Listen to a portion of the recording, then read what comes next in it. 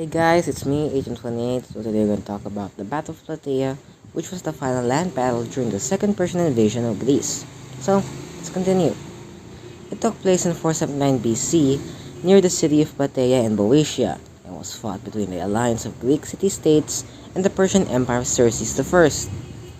The previous year, the Persian invasion force, led by the Persian king in person, had scored victories at the battles of Thermopylae and Artemisium and conquered Thessaly, Phocis, Boeotia, Euboea, and Attica. However, at the ensuing Battle of Salamis, the allied Greek navy had won an unlikely but decisive victory, preventing the conquest of Peloponnesus. Xerxes then retreated with much of his army, leaving his general Mardonius to finish off the Greeks the following year. In the summer of 479 BC, the Greeks assembled a huge army and marched out of the Peloponnesus. The Persians retreated to Boeotia and built a fortified camp near the Plataea. The Greeks, however, refused to be drawn into the prime cavalry terrain around the Persian camp, resulting in a stalemate that lasted 11 days. While attempting a retreat after their supply lines were disrupted, the Greek line fragmented. Thinking the Greeks in full retreat, Mardonius ordered his forces to pursue them, but the Greeks, particularly the Spartans, Tyrrhenians, and Athenians, halted and gave battle, routing the lightly armed Persian infantry and killing Mardonius.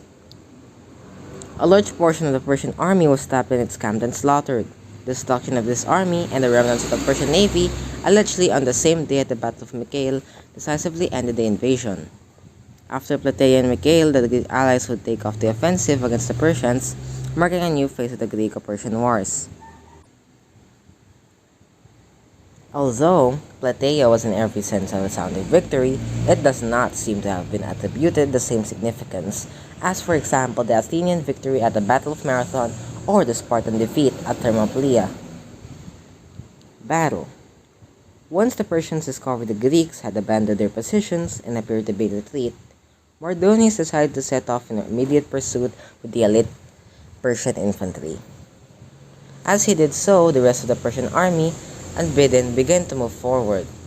The Spartans and Tegans had by now reached the temple of Demeter. Their rear guard under Amampharatus began to withdraw from the ridge under pressure from Persian cavalry to join them. Pausanias sent a messenger to the Athenians, asking them to join up with the Spartans. However, the Athenians had been engaged by the Theban phalanx and were unable to assist Pausanias. The Spartan and Tegans were first assaulted by the Persian cavalry, while the Persian infantry made their way forward. They then planted their shields and began shooting arrows at the Greeks, while the cavalry withdrew. According to Herodotus, Pausanias refused to advance because good omens were divined in the goat sacrifices that they were performed.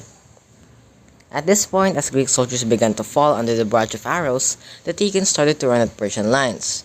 Offering one last sacrifice and prayer to the heavens in front of the temple of Hera, Pausanias finally received favorable omens and gave the command for the Spartans to advance, whereupon they also charged the Persian lines. On the opposite side of the battlefield, the Athenians had triumphed in a tough battle against the Thebans.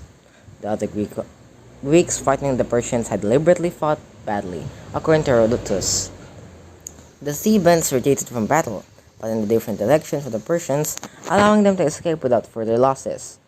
The Greeks, reinforced by the contingents who had not taken part in the main battle, then stormed the Persian camp. Although the Persians initially defended the wall vigorously, it was eventually breached. The Persians, packed tightly in the camp, were slaughtered by the Greeks. Of the Persians who had been retreated to camp, scarcely 3,000 were left alive. According to Herodotus, only 43,000 Persians survived the battle. The number 2 who died, of course, depends on how many there were in the first place. There would be at least 257,000 dead by Herodotus' reckoning. Herodotus claims that the Greeks has only lost as 159 men.